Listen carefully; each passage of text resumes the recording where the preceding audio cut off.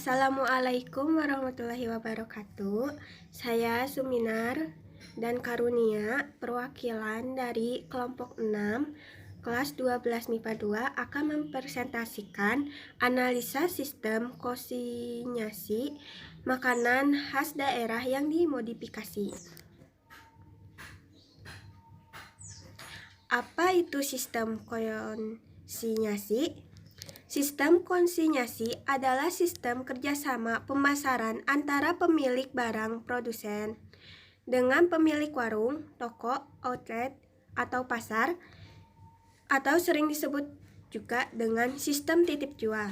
Jadi, seseorang memiliki suatu produk akan dititipkan kepada warung atau toko untuk dijual.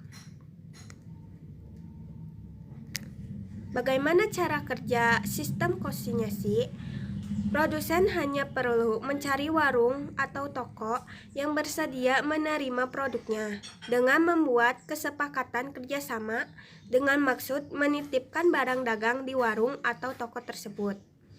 Jika sudah sepakat, maka kita hanya perlu memasok barang dagangannya, menunggu beberapa hari dan kembali untuk mengambil bayaran dan mengganti barang dengan yang sudah lama.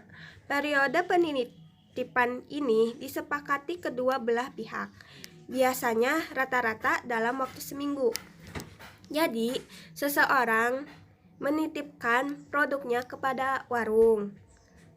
Setelah seminggu, diambil barangnya yang tidak laku dan diambil juga bayarannya. Contoh makanan khas daerah yang dimodifikasi seperti empek-empek dari Sumatera Selatan, rendang Sumatera Barat. Jadi si empek-empek ini dititipkan di warung untuk dijual, dan rendang juga ada yang menitipkan. Pembagian keuangan pada sistem konsinyasi. 1. Pemilik toko akan menjual barang titipan dengan nilai jual lebih tinggi dibandingkan dengan harga yang ia dapatkan dari pemilik barang atau produk, dan selisihnya menjadi laba untuk pemilik toko. Pemilik barang sudah menentukan harga jualnya, dan orang yang sebagai pemasar pemilik toko mendapat dari persentase barang yang telah dijual, misalkan 10% sampai 20%. Jadi, si pemilik toko ini menjual harga produk dari si orang itu, biayanya ditambah. Alasan menggunakan sistem konsinyasi. Pihak penerima titipan atau pemasar terhindar dari resiko adanya fluktuasi harga, terhindar dari resiko barang tidak laku, kadaluarsa, rusak, atau busuk.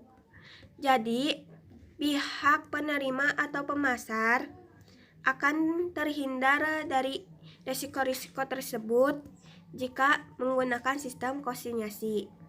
Pihak penitip atau pemasok mengurangi investasi di bidang pemasaran, mendapat jaringan pemasar yang sudah mapan atau pasti.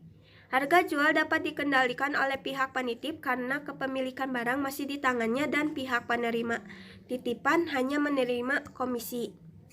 Jadi, keuntungannya itu banyak untuk pihak penitip atau pemasok. Jadi, dari kualitas bahannya juga sudah pasti karena dari pihak penerima titipan atau pemasar. Saya, Karunia, akan melanjutkan presentasi yang sebelumnya telah disampaikan oleh Suminar. Yang perlu diperhatikan dalam sistem konsinyasi, yang pertama, membuat catatan banyaknya barang yang dititipkan. Yang kedua, memilih pemasar yang tepat. Yang ketiga, pengaturan pasar. Yang keempat, lama waktu penitipan. Dan yang kelima, keuntungan yang disepakati. Kelebihan sistem konsinyasi. Yang pertama, menguntungkan kedua belah pihak. Bagi produsen, sistem ini menguntungkan karena mereka hanya perlu menitipkan barangnya saja. Sementara bagi pemasar, mereka untung karena hanya perlu menjual dagangan tanpa modal dan mendapatkan hasil keuntungan dari hasil penjualannya. Yang kedua, terbentuknya hubungan kerjasama yang baik antara pemasok dan pemasar. Dengan kerjasama yang baik, maka akan terbentuk kepercayaan antara kedua belah pihak. Dengan sistem ini, lebih menguatkan sistem pemasaran produk makanan khas daerah karena resiko yang ditimbulkan sangat kecil. Kekurangan sistem konsinyasi. Yang pertama, bagi pemasok, sistem pembayaran produk harus mengikuti sistem penyalur baik per bulan maupun per minggu. Ketika salah penempatan produk pada toko, maka bisa dipastikan produk tersebut akan sulit laku bahkan tidak terjual. Yang kedua, bagi pemasar. Bagi pemasar, dengan sistem penjualan konsinyasi sepertinya tidak ada. Dikarenakan, bagi pemasar atau penyalur hanya sebagai tempat penitipan produk dari penyalur, sehingga setiap kerugian akan ditanggung oleh pemilik barang atau produk tersebut. Isi perjanjian sistem konsinyasi. Yang pertama, adanya frekuensi laporan dan pembayaran kepada pengamat. Yang kedua, terdapat syarat-syarat penjualan kepada langganan. Yang ketiga, kapan komisi harus diberikan. Yang keempat, tanggung jawab atas penagihan piutang dan kerugian piutang. Yang kelima, bagaimana komisi untuk komisioner harus dihitung. Yang keenam, jumlah dan macam barang yang sudah dibayar. Sekian dari kelompok 6, mohon maaf apabila terdapat kesalahan.